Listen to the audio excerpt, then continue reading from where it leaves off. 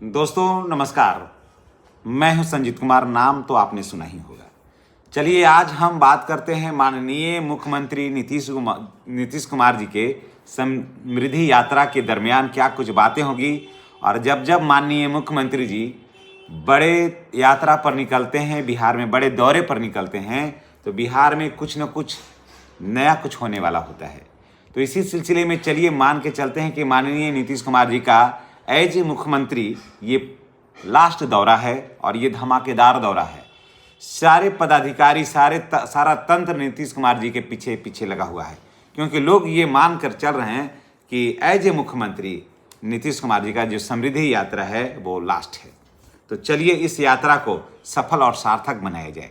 तो ऐसे में अब सवाल उठता है ये कि क्या इस यात्रा से बिहार के शिक्षा सेवक तालमे मरकज है ना, विद्यालय रसोइया के जीवन में कुछ सुधार मिलेगा, इनकी आर्थिक स्थिति कुछ बुलंद होगी, ट्रांसफ़र की इनकी मांगें हैं जो पूरी होगी, क्या समान काम समान वेतन मिलेगा, क्या रसोइयों को मानदेय में वृद्धि होगी, हाँ या नहीं।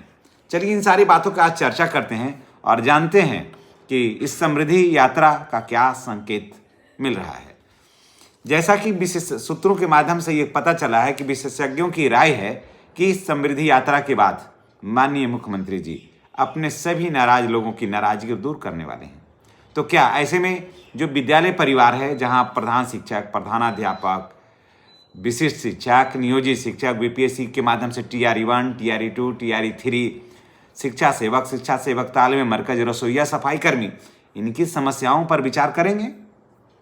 अगर हाँ तो वाकई ये यात्रा जो है ना वो सफल और सार्थक हो जाएगा। और लोग मान भी रहे हैं कि नीतीश कुमार जी इस बार जिसको बहाल किए हैं उन सारी की इच्छाओं को पूरा करने वाले हैं।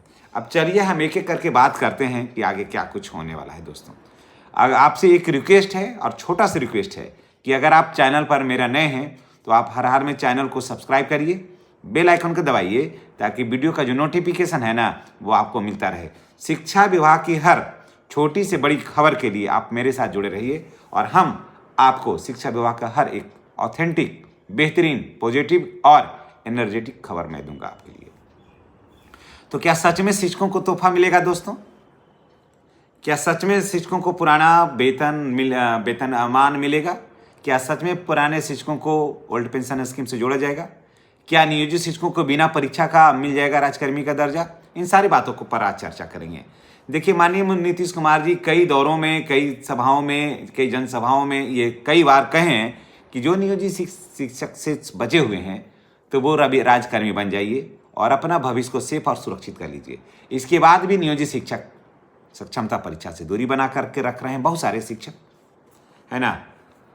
लेकिन अब सवाल ये उठता है कि क्या उन नियोजित शिक्षकों को राजकर्मी का दर्जा बिना परीक्षा का मिल जाएगा, जैसा कि नियमावली में है? नियमावली में ये है कि इनको 3 प्रमोशन भी मिलेगा, है ना, सारी सुविधाएं मिलेगी। तो जो एज ए विशिष्ट शिक्षक मिल रहा है इनको मिलते रहेगा, या फिर कोई कटौती होगी, या फिर जो विशिष्ट शिक्षक बन गए हैं उनको सरकार ओल्ड पेंशन स्कीम से जोड़ भी सकती है। क्या कुछ बात है तो नीतीश कुमार ही जाने, लेकिन जो चर्चाएं बाजार में है उसकी चर्चा तो होती ही है। जैसे देखिए वेतन में भारी विसंगति है भी शिक्षकों में, जिसकी वजह से शिक्षक बहुत नाराज हैं। समय पर सैलरी नहीं मिल रही थी, वो तो अब कुछ बहुत हद तक इसका समाधान हो गया। ट्रांसफ़र पोस्टिंग की समस्या आज भी बरकरार है दोस्तों। बार बार डॉक्यूमेंट वेरिफिकेशन के नाम पर शिक्षकों को डराया, सताया, धमकाया जाता है। तो ये सब चीज़ों को शिक्षक मांग रहे हैं और इस सारी समस्याओं से शिक्षक अब निजात पा रहे हैं। फिर बाद में शिक्षकों को ये भी मांग है, शिक्षक चाहते हैं कि 8वें वेतन का लाभ 100% शिक्षकों को मिले, पेंशन की सुविधा मिले जो जैसे झारखंड वगैरह में है, पुराना पेंशन स्कीम उसको दीजिए आप, शनिवार को छुट्टी हो, शनिवार को हाफ डे भी करिए और कुछ में शनिवार को छुट्टी करिए, पारदर्शी ट्रांसफ़र पॉलिसी लाइए और प्रशासनिक जो चुनौतियां हैं, भ्रष्टाचार हैं, उसे दूर करिए। तो क्या ऐसा होगा? और 15 वर्षों से जो सेवा दे रहे हैं बिहार के शिक्षा सेवक तालमे मरकज, उनको शिक्षक पद पर समायोजन होगा? क्या उनको शिक्षकों के भांति जैसे सक्षमता परीक्षा शिक्षकों ने दिया था माफ़ करिएगा, दक्षता परीक्षा शिक्षकों ने दिया था। क्या दक्षता परीक्षा इन लोगों को भी लेकर के और इनको कंटिन्यू कर दिया जाएगा यही सेवा को मान करके? तो ये सारे लोग चाहे वो विशिष्ट शिक्षक हों या विद्यालय अध्यापक हों या फिर विद्यालय के रसोइया के बारे में भी अगर बात कर लें तो बहुत कम पैसे पर मात्र 3300 रुपया पर प्रति माह काम कर रहे हैं। क्या एक दैनिक मजदूरी भत्ता जो है 500 रुपया, कम से कम एक दिन का 500 रुपया वेतन मिलेगा या इंश्योरेंस मिलेगा? क्योंकि जो भी रसोइया हैं जो दिन भर आग में तपती हैं, चूल्हे में अपने आप को झोंकती हैं, क्या उनको मिलेगा? जैसे हाथ, बहुत सारे रसोइया का हाथ जल जाता है, पैर पर कभी माड़ गिर गया, कभी कुछ हो गया, आँख धुआं से आँख खराब हो जा रहा है, इसके लिए कोई इंश्योरेंस की व्यवस्था है ताकि जब ये बाद में कुछ हो, शारीरिक नुकसान हो तो भरपाई हो सके? या फिर ये भी रिटायर हों तो इनको भी कुछ 1500 कुछ आर्थिक मदद मिल सके? इन सारी बातों का जवाब माननीय मुख्यमंत्री जी की इस समृद्धि यात्रा में निकल कर आ रहा है कि क्या समृद्धि यात्रा में इन सारे मुद्दों पर चर्चा होगा? अगर हो जाए तो काफ़ी अच्छा है। और असली गेम प्लान क्या है कि नीतीश कुमार जी का भविष्य में क्या होगा उनका? क्या वो दिल्ली जाएंगे या फिर पटना में ही रह करके सारे खेल को देखेंगे? ये बहुत ऐसा सवाल है जिसको लेकर के शिक्षा सेवक भी हैं, वो भी परेशान हैं कि अगला जो मुख्यमंत्री होगा वो क्या सोचेगा, उनके भविष्य के बारे में क्या सोचेगा।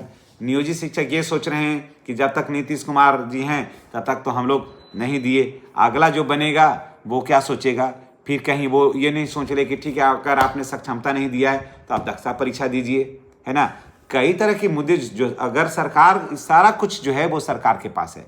और नीतीश कुमार जी जितने मिला करके बिहार में चले हैं ये बहुत ही कम है, एकदम कहीं दामन में दाग नहीं, कहीं जातीय बात नहीं, किसी को अनाप शनाप किसी पर टिप्पणी नहीं, अनावश्यक मुद्दों को न छेड़ना है। एक स्ट्रिक्ट लाइन जो वो खींचा है आज 20 वर्षों से उसी लाइन पर वो चलते हैं। यही कारण है कि बिहार के चाहे युवा हों या बुजुर्ग हों, महिला हों या पुरुष हों, बच्चे हों या बच्चियां हों, अगर उन्हें कहिएगा कि वो अगर 5 के भी बच्चे हों या बच्चियां, उनसे भी पूछिएगा, या फिर ग्रेजुएट या पीजी के जो बच्चे और बच्चियां उनसे पूछिएगा, सब बस एक ही नाम लेता है, नीतीश कुमार। क्या ऐसी बात है नीतीश कुमार में जो कभी बीजेपी में रहते हैं कभी आरजेडी में रहते हैं, तो ना लोग बीजेपी की बड़ाई करता है ना आरजेडी की बड़ाई करता है? क्यों भाई, दोनों बिहार के लार्जेस्ट पार्टियों में से एक है। नीतीश कुमार जी के पार्टी को सीटें भी कम आती है, लेकिन बीजेपी का भी कोई बड़ाई नहीं करता, आरजेडी का भी कोई बड़ाई नहीं करता, और सभी बड़ाई करता है नीतीश कुमार जी का। जिधर जाते हैं नीतीश उधर ही जीत जाती है बिहार सरकार वही सी की बनती है। किसी में दम नहीं है कि नीतीश कुमार के अगेंस्ट चुनाव जीत ले। बातें बहुत लंबी लंबी होती है, लेकिन नीतीश कुमार के अगेंस्ट एक भी बात नहीं, किसी को भी करने का साहस नहीं है। यानी कि बिहार का मतलब ही है नीतीश कुमार। न नीतीश कुमार से अब आगे का लोग सोचता है बिहार में, न नीतीश कुमार से पीछे कोई सोचता है बिहार में। तो ऐसे मुख्यमंत्री मिलेगा भी नहीं बिहार में। तो ऐसे सारे शिक्षकों को शिक्षा सेवक तालीम मरकज रसोइया का क्या पेमेंट कम से कम 15 से 18 हज़ार होगा? ये सारे लोग आशा लगा करके देख रहे हैं क्या सफाई कर्मी नियमित होंगे? तो ये सारे लोग जो है विद्यालय परिवार है नीतीश कुमार जी की तरफ आशा भरी निगाहों से देख रहा है। अब देखते हैं समृद्धि यात्रा के दौरान समाप्ति के उपरांत नीतीश कुमार जी क्या कुछ घोषणा करते हैं, ये तो आने वाला वक्त बताएगा। लेकिन जैसे ही कोई नया अपडेट आएगा दोस्तों, हम आपके साथ जरूर जुड़ेंगे और हम जानकारी को साझा करेंगे। चलिए इसी के साथ अनुत्तरित प्रश्नों के साथ हम आपसे विदा लेते हैं। नेक्स्ट वीडियो में हमारी और आपकी फिर मुलाकात होगी। चैनल पर नए हैं तो चैनल को सब्सक्राइब करना नहीं भूलिएगा। धन्यवाद।